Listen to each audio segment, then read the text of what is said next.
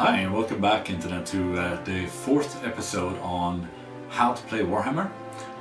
This episode is going to tell you about the combat phase, and it's the last phase that you have in your turn, and this is the only phase that both you and the opponent are both playing in the same phase. So this is going to be actually very interesting. So there's actually more things that you do in this phase than any of the other phases, but since you normally don't fight in close combat, at least turn 1 and 2, 3 and 4 you start doing little skirmishes, and probably most likely the last two rounds, 5 and 6, that is primarily what you're doing the whole time, both of you, on both of your sides of the table. You should have already seen the movement phase, the magic phase, and the shooting phase. So now you're ready to take a two-handed sword, or a shield, or maybe a little weapon, and then go and hammer down the opponent the best way that you can. So no further ado, we'll go into the phase that most people think is the main phase of the game. However, when you play this game a long time,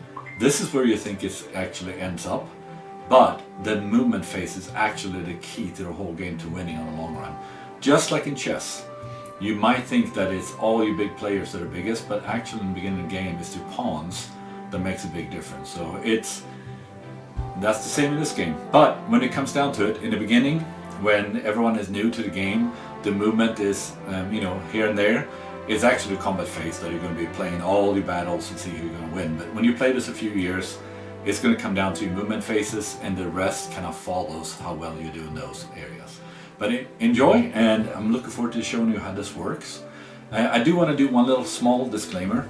I've got a lot of questions and asked if we could do a test game where I just, now during Corona, I just take one army versus another army, play it out, explain every little detail of what we're doing. I don't know if I'm going to be doing that. I might actually wait until we are having a game and then I record that in very, very friendly way. Instead, we're both of us on each side is explaining what we're doing in a couple of first games that we're going to record and then put online.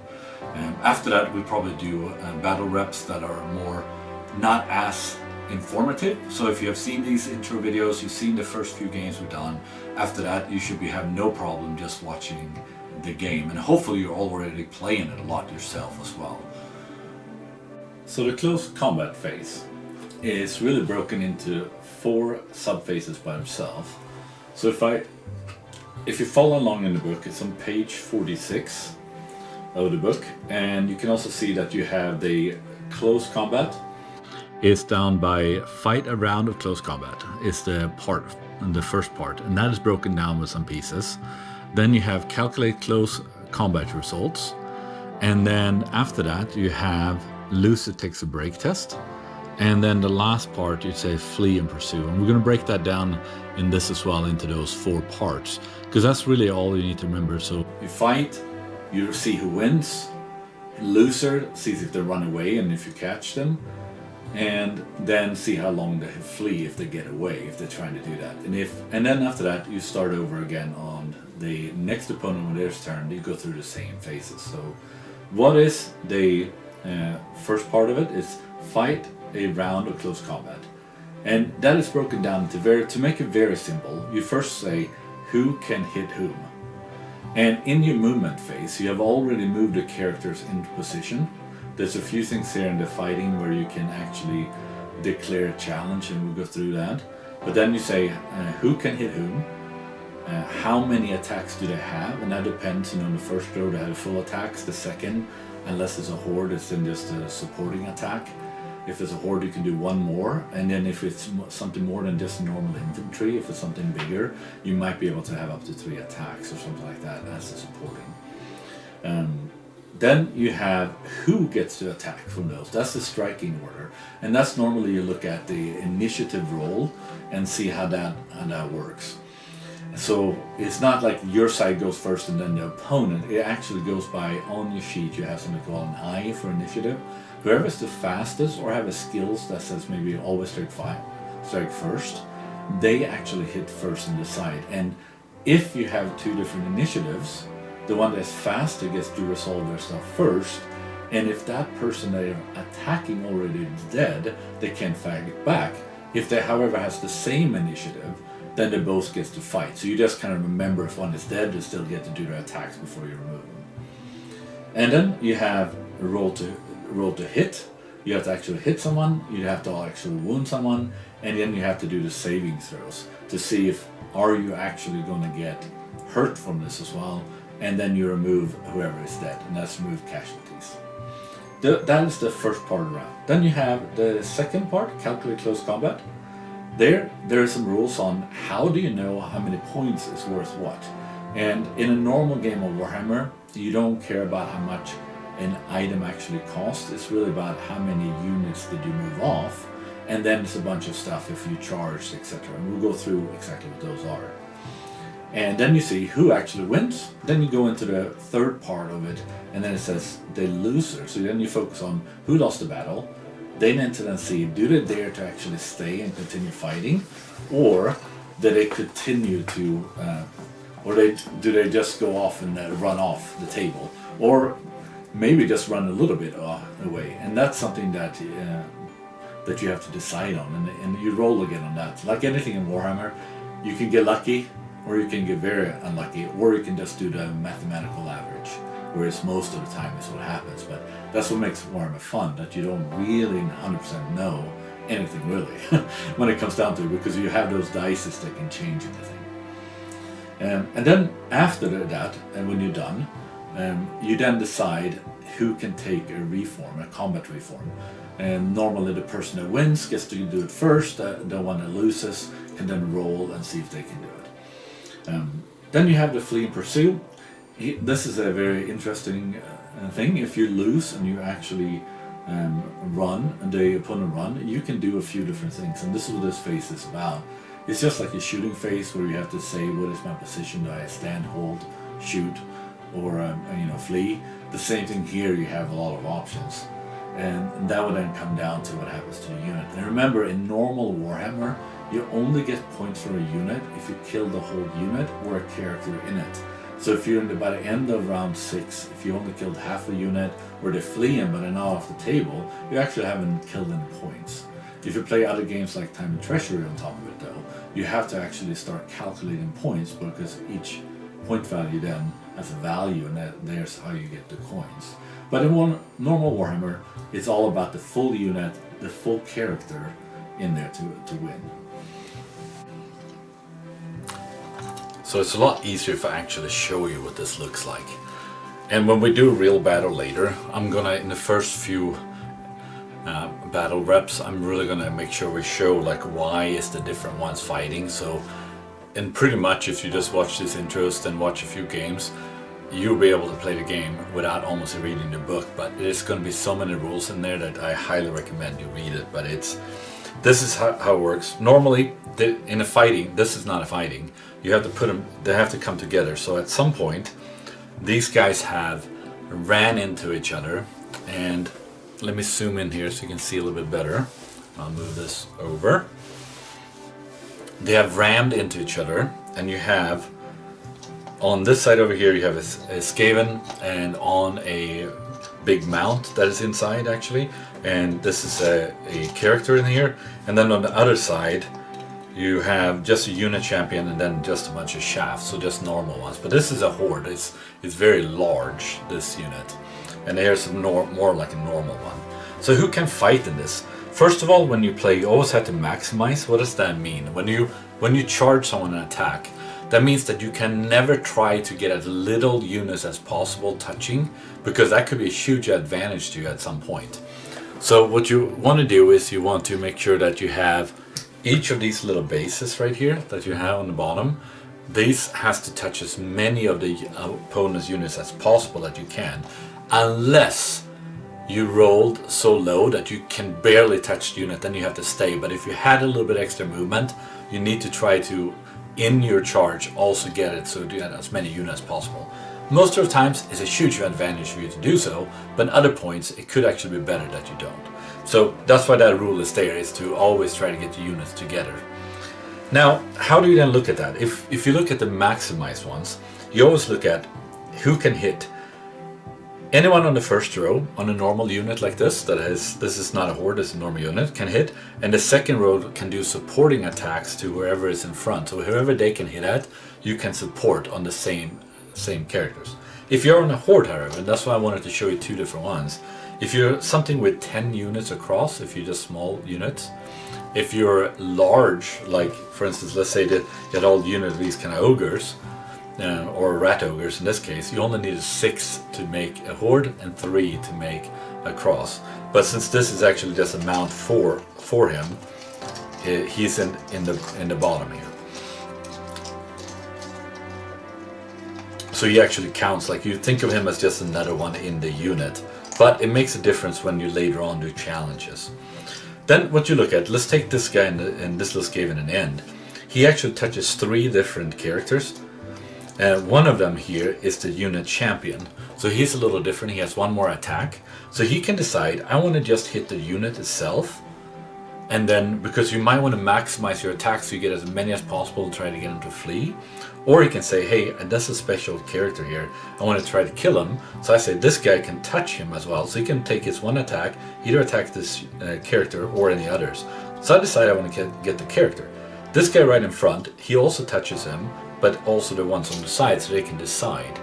So you always go by each of the models that you have and see who can they touch. Because in some instances, for instance, this example is a little hard to see, but he's standing right in front of Ogre, and there's no way that he can touch anyone else than the Ogre and Champion. So when he and his supporting 2 ranks here, because it's a horde, so normally they can do 2 rows can fight, and the third one is supporting, they can only attack this Ogre. So remember that when you're fighting, when you say who you're attacking, they have to attack him.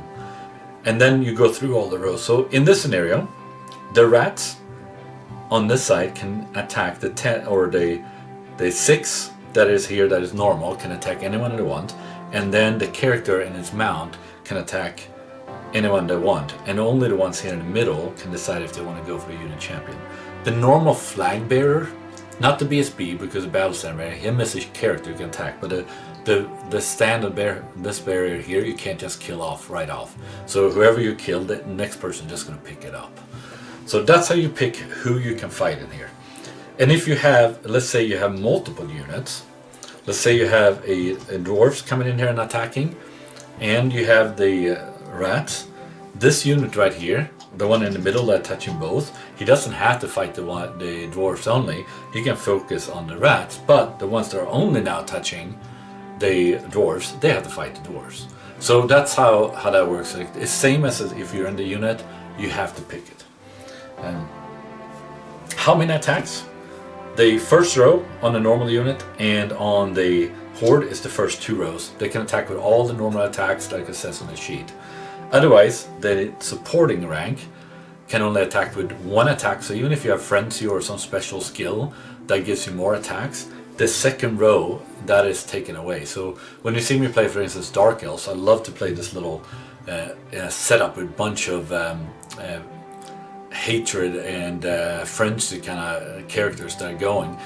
My first row is extremely dangerous, but the second row doesn't get as dangerous because they can't use all those special abilities. So that is something that hurts them and how many attacks they get. If you, however, is a larger, you can have supporting attacks, and that could be 3 attacks. But again, you don't attack with all these special abilities. So that is one thing that you want to watch out for. It's more mainly the number of attacks. So if that makes it from instead of 3 to, like say, 6 attacks, they still only have 3 attacks on that row. Then you can also divide your attacks. Like these right here only have 1 attack, but like for instance, this ogre has 3. He does not have to attack the same character. So here he could attack the unit champion, that's 1 more attack. Let's say I have 3 attacks, so say maybe I get lucky, so I take 1 attack on the unit champion, another 2 in the unit. Or if I had several characters in front of me, I might pick those instead. So that's how you kind of pick it up. So the same way, think of your attacks as the same as another character. They can divide it. If you're that good at fighting that you have more than 1 attack, you can fight and hit multiple enemies. You don't have to just bang on the one right in front of you. So that's a little bit with that. Incomplete ranks is one of the things they have here in the book. What does that mean? So let's say I have on the rats here. I'll take away a few. And to make this a little bit easier for you to see, I'll take away the character.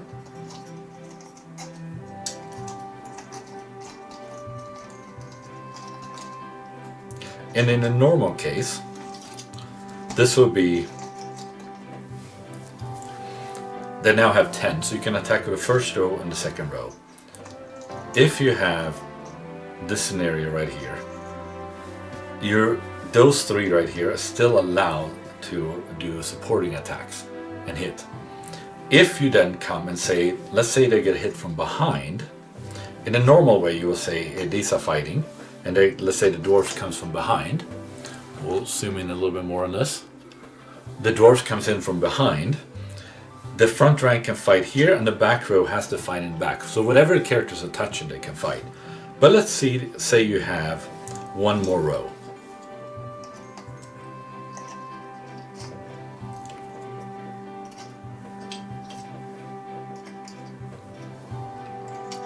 And they come now in an attack. The front row has to fight the front because they're touching. The supporting, you're only allowed to support attacks forward, not the sides and not the back, so they don't have a choice. The back row that is now smushed by the dwarves, they have to attack the back. But let's say that two of these was gone. You had fought and you had not a full row, but you had, I move it back so you can see it, so you have 2 rows and 3 in the back. When you come in here and attack, these 2 right here in the back actually count as standing here fighting in the back. So you can always, even if you don't have an incomplete row, the whole back row or the side row, everything else, that counts like it's being there touching whatever is fighting. So think of it this way. In reality, these are not big blocks. They're actually units attacking each other. So if something comes from behind, and even though if you don't have perfect Roman lines, if you want to call it, like in the Roman days, I mean, they didn't just stand there, they then filled up and fought. So it's the same way you're doing it. So always think of it that way. You can always fill your ranks. That means the same thing too. Let's say you get hit from the side with these dwarves.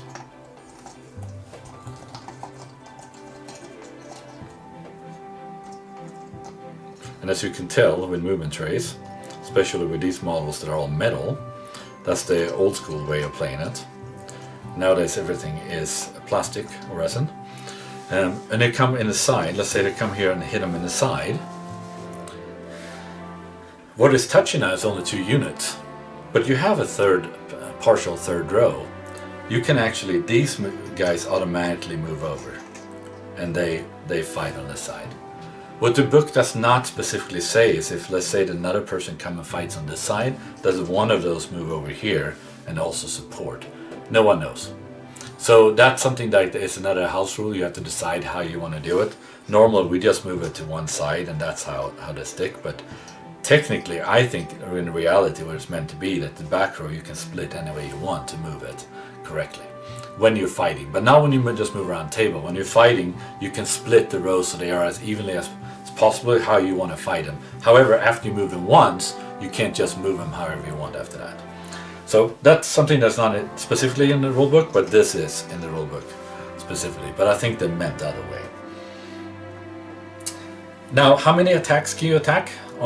If you're attacking get attacked from the front, you can have your full attacks plus the supporting. If you get attacked from the side, these guys will turn and then attack to the side, but they cannot support, and from the back the same, they can't support. So in other words, what they've done in the game is make it harder for you to fight from the side and back, and in the front is equal. And that makes it really fun, because now you're suddenly trying to get around the character and attack them. So that's the bonus. It's the same thing when you're deciding who's the winner. It is a whole lot better for you to hit them from the side or the back than the front, and it's a whole lot better if you're charging. So the key here, like I said before, movement phase is so important, because depending how you set yourself up to fighting, that might actually win you the game, even though you have a weaker armory or a weaker, in that battle you're a little bit weaker, but where you are, suddenly you get a lot more attacks. And they might be better than you, but you get 25% more attacks than you should have, and suddenly you're an even or even better And so those sort of things you have. Also some stuff coming up here pretty soon, like if you get hit from certain sides, stuff gets taken away. Striking order. We mentioned a little bit in the intro, but you go by each of the units, you look and see what the eye symbol is on your sheet, and whoever has the fastest or the skill always strikes first, goes first. You attack with those, and it doesn't matter, it's not all on your side in that order, so it's kind of like almost like a D&D game where you say, okay, here's the order. It is the whole table. So you go through and say, who has 10, who has 9, who has 8, who has... You don't go down and say that, because you just say, you know which one is highest. But let's say, total beginner, you say 10, 8, 9, throw it on the table. Oh, I have a 5. Now, that character has a 5, and everyone else that has a 5 initiative now starts fighting. And then you resolve everything that happens with that fight. If anything gets dead during the 5 initiative, you remove it and replace it, move up your characters if needed. And then you go to 4, 3, 2, 1, and then always strike last comes last. And that's how you resolve it. It doesn't matter if you're in a unit on the side, here. It is in the fight. Everyone that's fighting that's touching that fight, you do that with. If you have a fight on the other side of the table, then it's not touching these. The one that is playing in the fighting phase gets to decide which fight to do first, and that could also be very important, because if you charge and overrun, like kill everyone and overrun, you can actually overrun into a unit that you haven't started fighting yet, and you get to be a part of that fight that turn. So that is a very good way of setting up to be able to fight many times. For people that play beginners, that is one of their favorite things to do, is in the movement phase figure out how to totally outmaneuver them and then take them on. Kind of like in chess games. When you play chess for a while, you can win easily against a beginner without taking away all your pawns, so the guys in front, and you still win. But if you're on equal level, there will be no chance that you can ever win a game like that. It's just because you know how to move correctly before you do it, and you know when to sacrifice stuff, and they don't. Roll to hit. The next thing we're going to go through is in the book is how do we know who hits what. So in the earlier phases, especially in the shooting phase and the magic, we talked about strength modifiers, saving throws, etc. This is the phase actually where this happens the most. So what's going to happen in this phase is that you will have striking order. I'll see if you can see it here on the camera. But like before where I said, print out those last pages. But the way that this works is the first thing you have to do is use this chart on page 50 that says to hit. And so let's say this Skaven right here is faster than this dwarf. The dwarf has, and the Skaven, let's say his initiative is 5 and the dwarf is let's say 3. So the 5 goes first, so he gets to go first. If you look on his skill, he might have a 3 to hit, and then I need to look up the dwarfs and say, what does he have on his to hit, and it's going to tell him like his weapon skill, so WS. So then you look at, so then it's a 3 for the Skaven, and then you have to look and say, what is the attackers, and his, let's say his is 4. Then it's a 3+ to hit. So then what I have to do to be able to hit, and now remember, the Skavens are like a whole horde, so there's tons of them there, so I won't be rolling just one dice. But in reality, what I would do then is say, let's say I rolled 40 dice, but now I'm just rolling 1. I will roll, and it says a 4. I need a 3+ to be able to hit him. Oh, actually, I just looked at this. It was upside down. I was like, that's not correct. If he has better weapon skill, it should be the opposite. It should be a 4+. So, very quickly, if he has a 3 and the opponent has a better than you 4, then it is a 4+ to hit instead. So he did hit on this one, but if he would have done a 3 or less, he would actually miss. So now, the good for his Skaven, he did a 4, so he hit. He doesn't actually kill him now. All that is done is that I landed my blow. And so the next thing you have to do is, after you land your blow, you have to see if you can actually wound him. So the next that you take is this to wound skill. So you're going to look at it and say, okay, now I did hit you, but this dwarf might be so strong that I don't have a chance to actually kill him because his toughness is so high. The good thing they've done in the game is that no matter how, if this is a dragon or if it's a dwarf, don't make a difference. If you have so much toughness, on a 1 you always get through. So you always get it.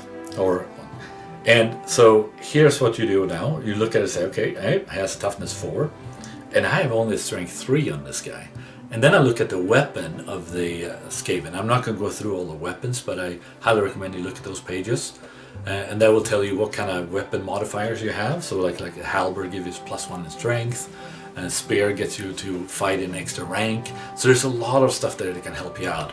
A 200 weapons gives you +2 in strength, but it also makes you fight last. But if you have a low initiative army, that could be really good. Or if you're fighting something big, highly recommend 200 weapons. Or if you don't care if your units gets killed, or you think you can take the first round, because if you're always last, the opponent gets to fight you first, then that's okay as well. So you really need to look at what you have. In some units you can actually buy multiple weapons, but when you have picked a weapon, you need to stay throughout the whole fight until it is either one flees or is annihilated. So remember that, you can't between turns switch weapons. That would be amazing, because then you will use one weapon in the intro and then switch it. Unless you have a weapon that says you need to switch, then you have nothing you can do about it. So again, the Skaven is a 3, and the dwarf is a 4 in toughness. So he said, you say you have a 3 in your strength, I have no modifiers for weapons, and he has a 4, that means he has a 5+. So I literally have to roll a 5 or more to do damage. So I roll a 4 right now. I would actually, this will be over now, I wouldn't do any damage. But for the sake of going to the next, I rolled a 6. And by rolling a 6, it means like I got through his toughness. So now I actually do some damage to him. But then comes in a few things that is interesting on the opponent side now. You normally switch to a different dice. So the opponent have watched these videos before and brings in his dice to roll over my characters to just flatten them out. So he decided to go with but he went with wooden, so that was nice.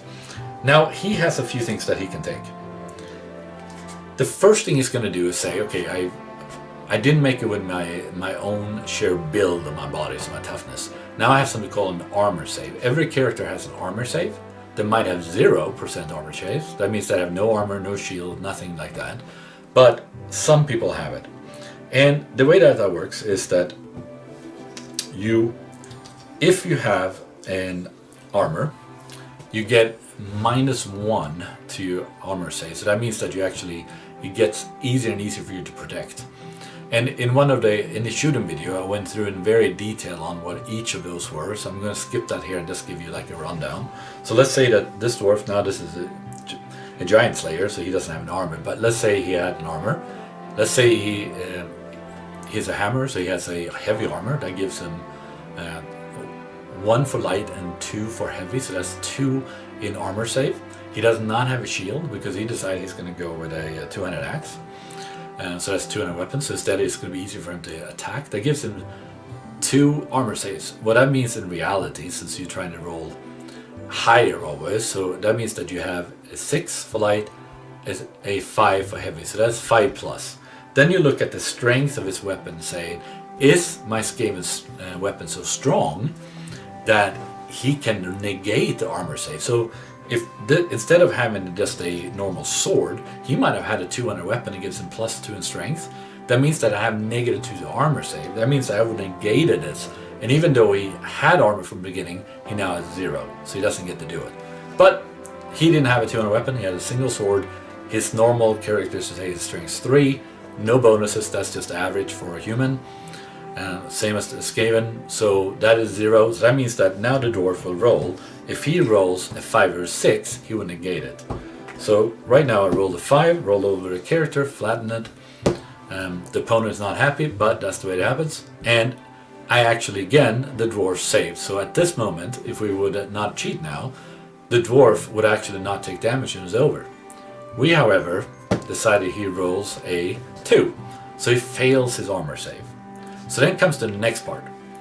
Next thing you have to look at, a normal character doesn't have this. They don't have a ward save, but a special character, let's say for instance, the magic user was sitting on here, on this one, he had probably would have a talisman, so maybe like a 4+ ward save on this one. He couldn't decide, do I want to use this ward save? Some special characters or spells that you throw on them have regeneration. A lot of people do the mistake that they first do the ward save and then do the regen. It doesn't work like that. You're only allowed to pick one of those two, or if there's another special kind of save after that, you have to pick one of them. So what you do is you look at, is my ward save better than the regen? And then you pick the one that you have the biggest chance of getting around it. A normal regen is on a 4+, whatever damage you took, you just get that back, you regen it, so you regenerate it. So your body itself just takes it back. A ward save is more a magical way of saving it. A lot of times, they say in the book, only a ward save can be taken, nothing else. So it's very good to have a ward save. It almost gives your character double life in essence, if you have a good ward save. So in this case, the dwarf doesn't have it. But let's say there is some magical effect going on and that someone cast a spell on his unit, so he has a 6+ ward save. That means that he has taken a toughness test. First, he did it to hit, then a toughness test, then an armor save, and then now we do the ward saves. You can see how many times it takes to actually kill a unit. You have to first hit him, then you have to do a bunch of stuff to get through, and then in the end, they might even have a regen or a ward save. So then we roll, and this time was the first time he didn't pass. He would have actually died now, so now he would have killed this dwarf. So if you attack with 40 of your characters, don't count that 40 of the opponent's going to die before you go first. They're going to go through this whole process. Even though you're going to roll maybe 40 dice to hit, you might have a 50-50 chance most likely to hit. So it rolls away half of your dice already from there. That gives you down to 20 on an average that you would hit. Then you have to go through his toughness, and depending what your strength is versus his toughness, let's say it was 50% again, so you have roughly equal. That gets you down to 10 of them goes through his toughness. Then after those 10 dices, now you're down to going through his armor save, and then it depends what you have. In the case of this scenario where you had heavy armor and you had a normal weapon, that's 1/3 that he would actually get away. So out of 10, that would roughly be, 6.6 that you have left. So let's say 7 for now, since they don't like it when we start breaking models. So let's say 6 you have left, and those 6 then you decide that goes through out of 40. You got 6 that you would have killed on average. And then out of those, if they have a ward save or a regen, you can then take it away. If you have then a regen or a ward save of a 6+, so that's on the 6, that means out of those 6, one of those should go away. And that gives you 5 models on average you would have killed. Out of your 40 attacks, you killed 5 models before he gets the hit. So that's a little bit of math that you can do in your head beforehand if you know what the stats are. And in 8th edition, you're allowed to look at the opponent's chart, because you're allowed to know where all the rules are. Some people, however, play that you're not allowed to know what the magical items are until you start in close combat, what those are, or that character has played. That is up to you in the house rules, but the way we play is just straight up, you get to know what opponent have. We even do a little thing before the game where we tell each other what they have, and if that other person doesn't have memorized the other person's army and all of them, most likely they don't, they get to go and look at the armor list, so they know these points before we even start the fight. Just but that is a normal how a fight goes through. So let's skip ahead a little bit, and we have now done everything the book talks about how to get to the fight. Now you ask, yeah, but that's great, who won? So you've gone through all the initiatives, and we're going to set up a little pretend here now so you can see what this will look like. Again, I highly recommend you take the last pages of the book and do what we done. Remember in the other episodes we said print these out, because that's kind of like what I call the cheat sheet that has everything.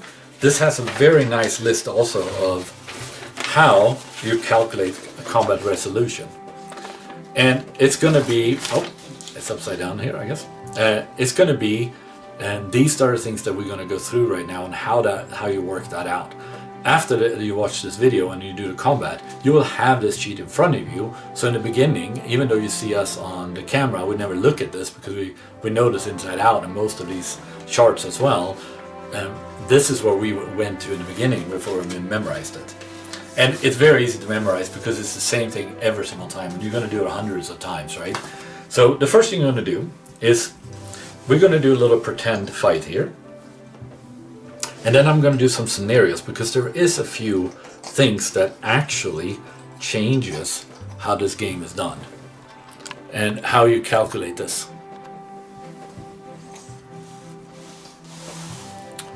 So I know it's a little bit hard to see, so I'm going to explain what we have here. We have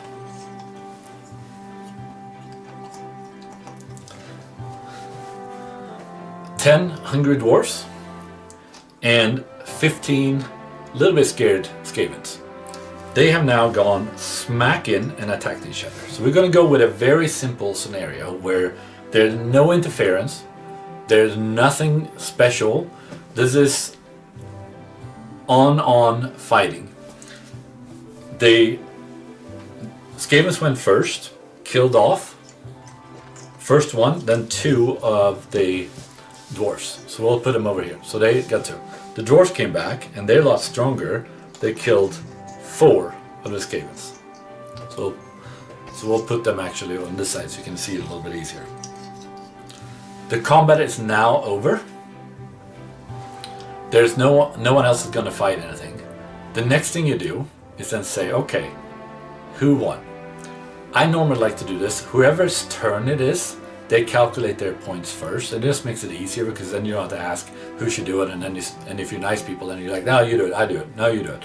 And then you stand there all day. So whoever turns it is, always have them go first. And even when you have the same initiative, just make that a standard. Whoever's turn is, let them go first, and then you go after. Unless there's a reason you want to do it, then obviously you can negotiate that. But just make that a standard, and then simple. The book has nothing on that, on what they want to do. So the Skavens was the one that attacked. So I'm going to say the Skavens also charged. That means that they didn't start like this in the beginning of the turn. Skaven actually ran and attacked them. So the first thing we're going to do is say, all right, how many, or actually let me follow this so you can follow along. Wound inflicted. So this says how many wounds have you inflicted. So the Skaven's going to say, this is the Skavens, right? So it's going to say I killed 1 dwarf and they only have 1 wound, these guys, right? So they have 1 wound, 2 wounds. So I have 2.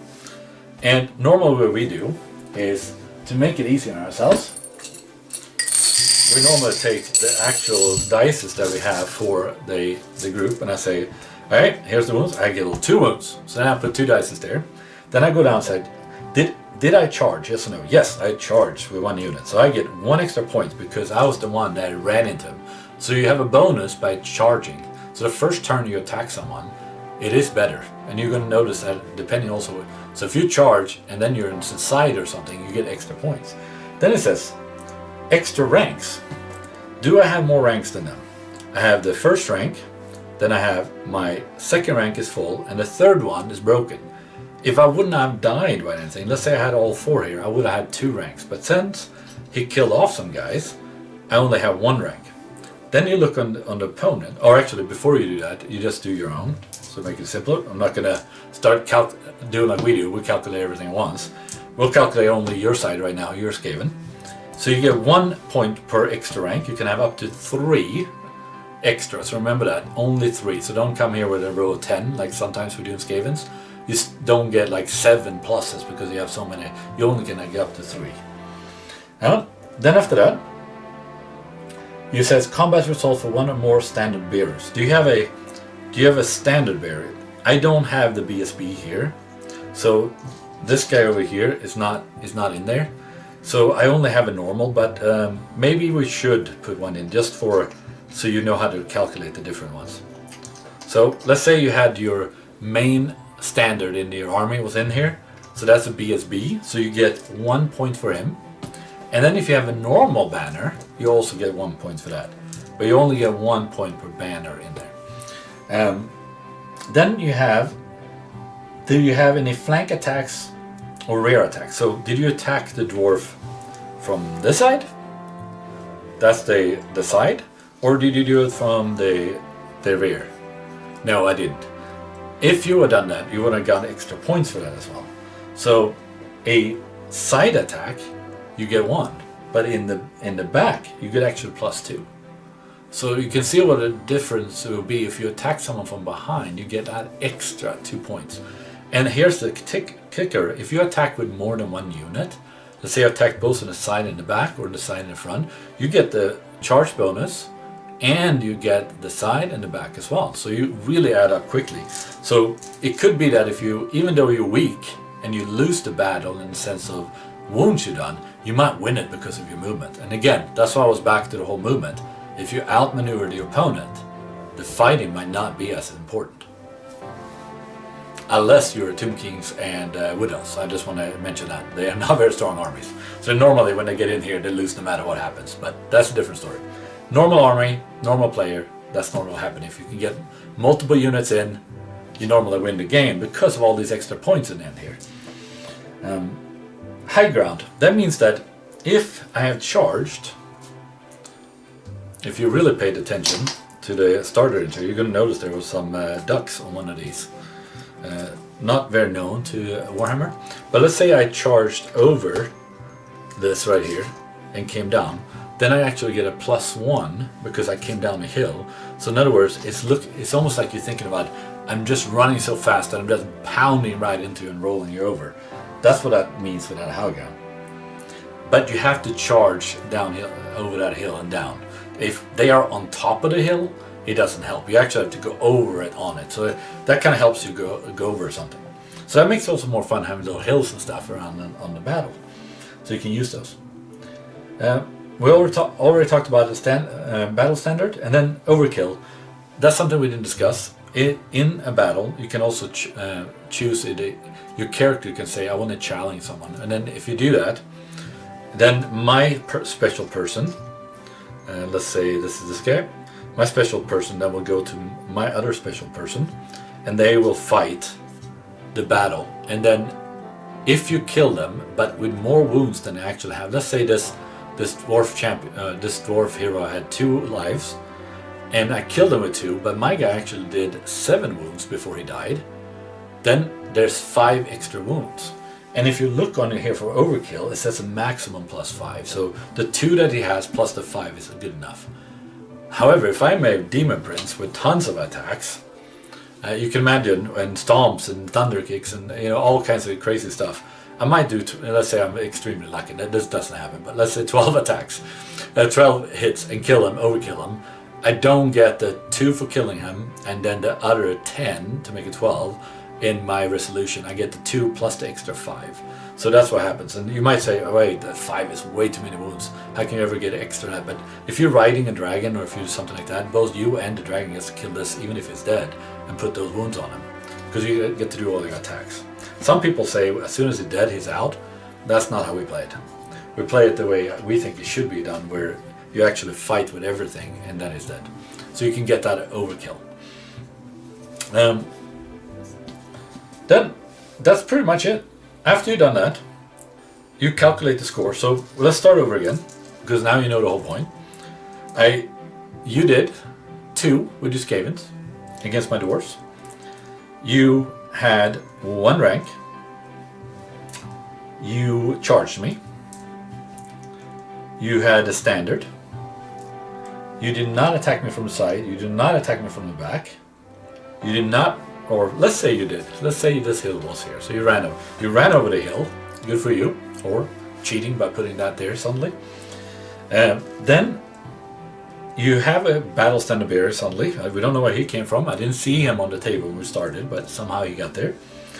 And we didn't do a challenge here, so this didn't actually happen, so you didn't get extra points. But that means that you now have a score of 7 points. Now I'm going to come in, and to win this battle I need at least 7 or more. The first thing I'm going to look at, how many wounds did I do? I killed 4 of yours Skavens. And remember, I killed more than you did, so if you just look at what's dead on the table, I've already won. But here's the score. I do 4 damage. Then I look through, did I charge? No, you charged, so I don't get any points for that. Do I have extra ranks? I actually don't, because in a normal unit I need at least 5, and this extra is only 3, so that's you by killing 2 of my guys. I don't have that rank, so I don't get any points for that. Do I have a standard bearer? No, I don't. I am dwarf slayers, and I don't care about that. I just want to go in there and whack them. So I didn't bring a banner. I didn't hit you in the side or from the back. I didn't have my BSB in here because he is way over here in another army hanging out. And I didn't do a challenge for our overkill, so I got no points for that. So you have, my friend, 7 points towards my 4. That means that you won. If I take away the 4 from you, you won with 3 points. So now comes the point where I have to decide what to do with this. Since this is just normal stuff, I didn't have to take my leadership. Since you have more ranks than me, that means that that you're stubborn, but I actually have to roll on my leadership minus this point. And I have leadership, let's say 9. So that's 9, 8, 7. So I have to roll on actually 6. I have to roll on a 6 to be able to stay, and that's a leadership roll. So you just take your leadership minus this. So I rolled a 10. My BSB is way over there, as you know. I don't get the reroll. I now turn around, and then I'm going to have to run. I'm going to stop there to say what happens next, because I'm going to give a couple of scenarios that this is not as standard as this, and then we're going to go into how do you now do the running and how does that work. I think that's important that we do that. We just do that as one, because it doesn't matter what happens afterwards. But so even though my dwarves killed more of your Skavens, you won, I ran. And that's all about how the points are and how the movement and who's doing what. So, and you even have some skills and spells that can help you with this as well, including your musician. So that was a normal way to run to do this. So now let's talk about some of the specialness. You have already learned that if I hit from the different sides, I get extra points in the end of the phase when we calculate who wins. What also is very important is if you get hit from the side. I mentioned it very quickly, but I said stubborn ones. I looked and saw if someone was steadfast, and what I mean with that is that if you have more ranks than the opponent, even if you lose, you don't take all these negative stuff that you had and take away from your leadership, and that is extremely important. So if you have a weaker army than the opponent, you have to have more ranks than your opponent. If you don't, you already have set yourself up to maybe lose a couple of times before you maybe win by just because you have too many units. If you had to roll every single time your leadership minus whatever the opponent won, you would have automatically fled probably on round 1 or 2 already of fighting every time, and there would be no point ever to have a weaker army. So the way to counter that is saying if you have such a big army or big unit, you're not scared of the opponent. So Skavens, for instance, we don't come like this to the table with 3 rows. That would kill us. Our leadership would be lower, and that's just because of Skaven rule. But to forget about Skaven for a second. Since we're this small, we would always have to roll on our leadership. That is sometimes 5 or 7, a lot of times just 5. We will run as soon as you just sniff us, right? So we need to have 6 or 7 of these rows to make it even worse coming in a 5 like this. That way we know that probably the opponent's going to kill 2 rows in the first round. We're going to probably lose. We roll on our modified leadership. That is actually, because we have so many rows, we get pluses as a Skaven. But that means that we have maybe 10 leadership now, and that sounds very good for a very scary army. But they don't run often, and then get to run, and you have a BSB close. But when you can get me down to that, when I have less rows than you, I don't get to use that bonus. Another way to take away that bonus, and that's very important, is let's say I do have these extra ranks.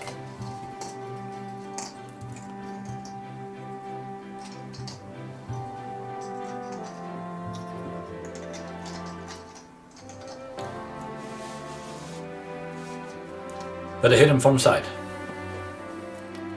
If you get hit from the side, and the unit has 5 or more They need to have 5 or more plus a full rank. They need to have a full extra rank to actually do this, by the way. So look at the rules a little bit more on that. So you can't just have 5 guys running in here and think you can put someone on the side, or one little monster hit you in the side. It actually has that you have to have a unit. So this unit come and hit someone from the side. What they do is they disrupt this. That means that they are not allowed to count all the rolls unless they have steadfast, like a skill that says I don't care where you hit me, I'm still gonna do it. That means that 2 things. When they roll now, they're now allowed to roll on their full leadership. So now they have to roll at the real leadership. So that was, if they would have lost by 3, for instance, and their initiative or their leadership is 7, that is 6, 5, and 4 they have to roll on, and that, you know, that's going to make it a lot tougher for them on these to roll it. So they're pretty much going to lose. So you want to hit someone from the side and disrupt them. So this is something that you want to do a lot, to try to hit from the side. Now, this also goes from the back as well. So it's important that you hit him from anywhere else than from the front. But after a combat, they have a chance to actually do a reform. But we'll go into that later. So let's get back to the point where you actually won with wounds, but I won with the sheer, I won with the wounds, but you won because you charged and had more ranks than me in the end. I now have to run. So the first thing I'm going to do is I'm going to turn my troops around like this. That just shows that I'm going to be running.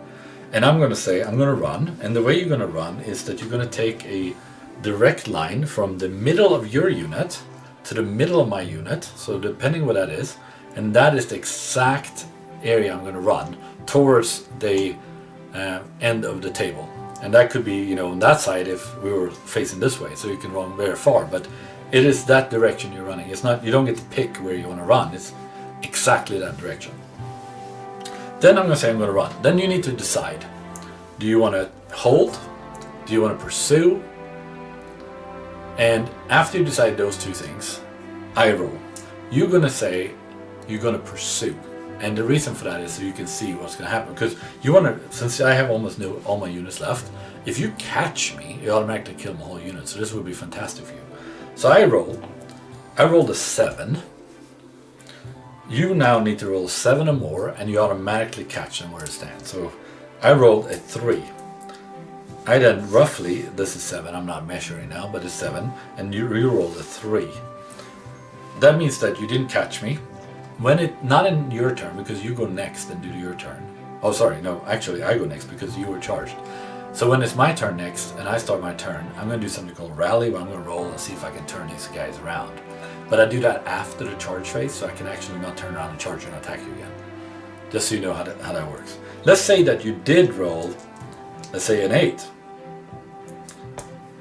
You would have then I would have came to 7. You would have done an 8, so you rolled here, you got a little bit over me, bang, you just blow me up. What that represents is that during the running, you catches me when I'm running, so not right here, but on the way, and you just chop me down to pieces, and then in the end, by the time this is over, and no one is standing, or you fled home with the rest that got away, you're now standing at this place. You can't do anything else now. You're done now for this unit, unless they ran into another unit.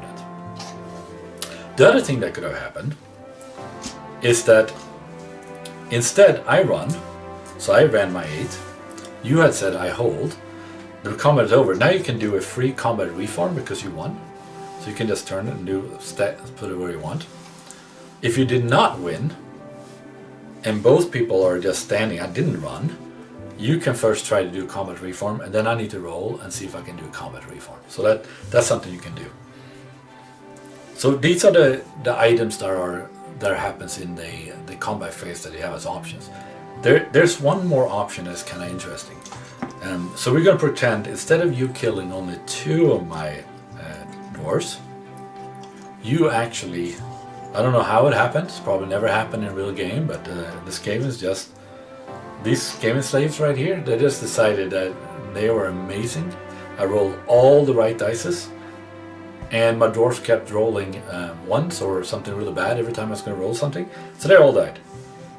So all 10 of my attacks killed all 10 of the dwarves. And remember when I did that calculation of the 40 came down to about 5 died out of 40 of the dwarves. But out of these 10, you kill all 10 of my dwarves somehow. When that happens, you can either stop right there and do a reform, or you can do a overrun.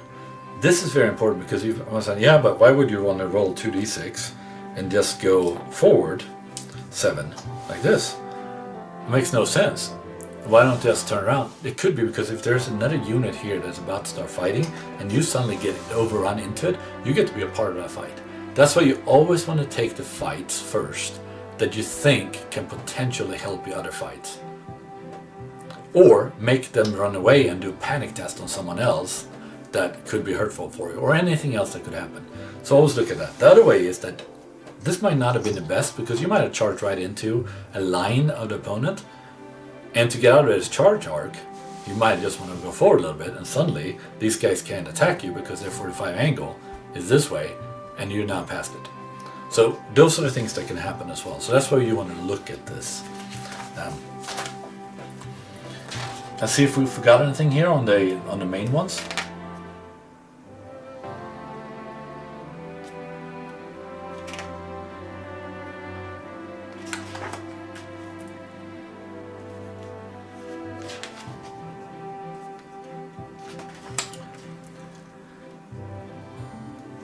I think the main one here probably that we want to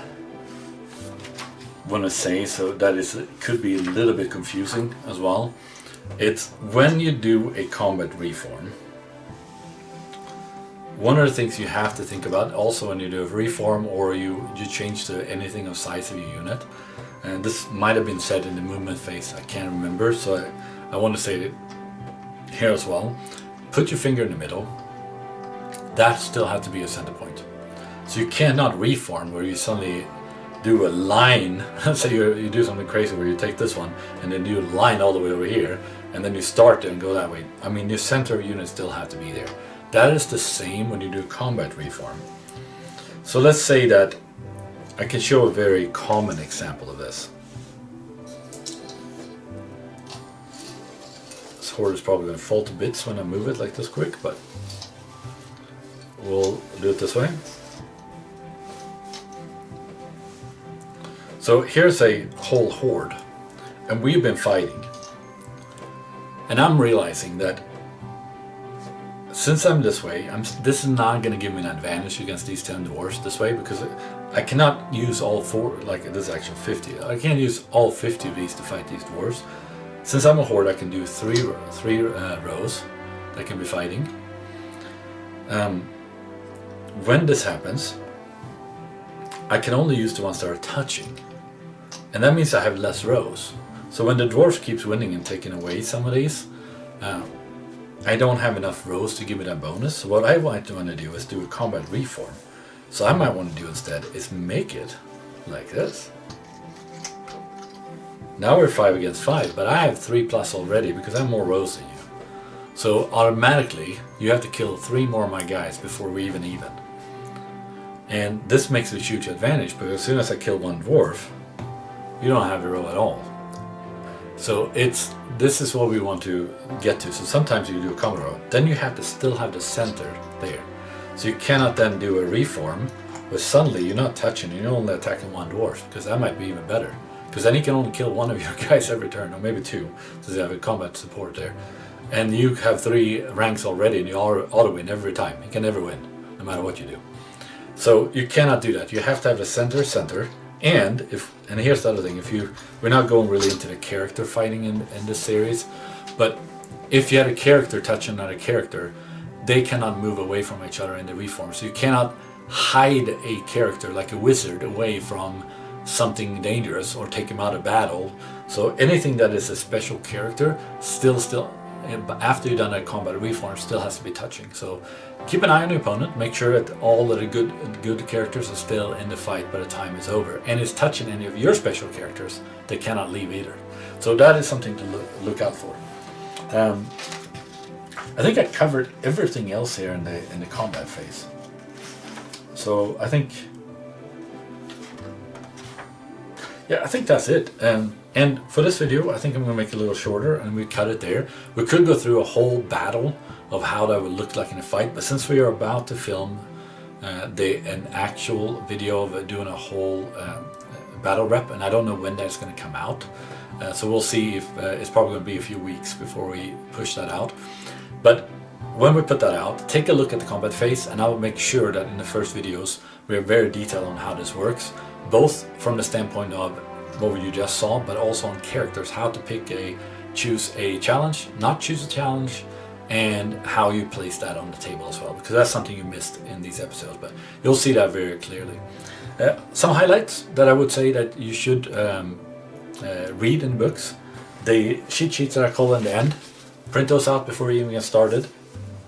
To make your army, I've also got some questions. Can you show us how to make an army the best way? And specifically, how do I make a tournament army for my army list? I'm not going to show you how to do that because it doesn't make it fun. It's like playing a video game and they give you the highest level character from day one. I mean, you're going to be very tired of that game very quickly. You think it's going to be fun. It was fun the first day, but after that, you're not going to play the game very much longer. Where the whole building up and you get something new all the time is what's going to actually drive you to play the game more. And that's why all these grinding games is all about a little bit more. If you do this quest or do that, you get something and then you can do something new, right? Same thing in Warhammer. You learn something every time you build an army. So I might, if we do like an army book review, because I've been asked on that too, we might then talk about some standard stuff to do it. And then obviously when you see us play, you can pick something up. My armies though, I'm a little bit careful doing like the killer armies, because it's not so much fun if the opponent didn't do the same. But if I see that they are bringing a killer army, or they've researched online for the best thing out there, I might then also start creating my armies the same way. And if you looked online, other people have different standards of how they want to play. But I do like to play with certain things. So in my games, you're going to notice that if I really love a character or love something that is not so good, I might throw it in anyway because I want to enjoy the game. And to me, it's not as important as winning, it's having fun with a friend I'm playing with. If we were in a tournament though, that would be a whole different structure. But I hope you enjoyed this little series, and if you're new to Warhammer, I hope you pick up the books. I know you can't buy them in the normal store anymore, but they're not expensive to buy online. Whatever you pay, as long as it's average, you can pay. Whenever you're done with this game, you can just sell it and you haven't lost a dime in this game. The only thing you lost is shipping and handling. Yeah, and I really hope you have a blast playing this game, and it's really fun. For the ones of us that played this for a long time, I've been in and out of playing the game, but I really got stuck on the 8th edition. Tried Sigmar a little bit, tried End Times, tried 40k, but I really like this kind of game style. I know Warhammer is going to try to compete with us because too many of us love this game and don't want to go over to Age of Sigmar. I know a lot of YouTubers do, because that's how they make new videos, because you have to go with the latest. But it's a huge community out there, you're going to notice, that's still playing this, or they've come up with different own additions to change it up a little bit. Because remember, in this game, Game Workshops, like I said in the Sit and Talk, I think it was, they didn't actually finish all the books in the 8th edition. So we might, if I do go through an army book review, I might also tell you which books not to get if you're a beginner. Instead, go with one of the average armies instead of getting maybe a outdated. Like Bretonnian, for instance, was the 6th edition. They haven't done anything else. Skaven and a couple of others are 7th editions. They didn't update them, so you can still play them, but there's some nuances you need to know. And then there's 2 that are not so good at all. If you ever buy Tomb Kings or Wood Elves as your first army, that's probably one of the reasons why you stop playing the game, because you just don't win against your friends.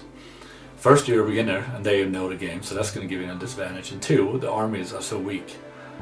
So a lot of people play this for a while. They give both Tomb King and Wood Elves a huge boost in point value, so they get at least to the point where it's even fun playing against them. And when you do that, then suddenly the game is a whole lot more fun. So I highly recommend that. If you have a friend that plays Tomb Kings or Wood Elves, give them 10 to 15% extra point value, whatever you have, and then they at least have a chance to, they don't lose as soon as they put the models on the table.